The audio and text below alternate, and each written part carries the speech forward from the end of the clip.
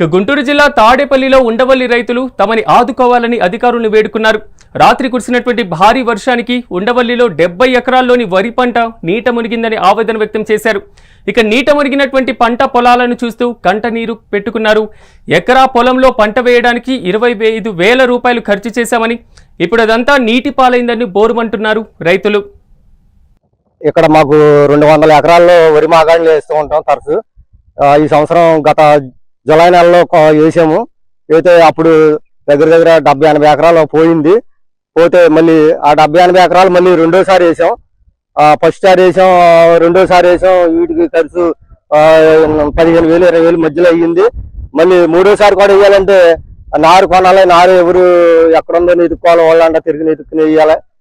మరి ఇబ్బందికర పరిస్థితుల్లో రైతు ఉన్నాడు ఇక్కడ ఉండవల్లి గ్రామంలో. అందరూ కౌలు రైతులే, సన్నకారు చిన్నకారు రైతులే.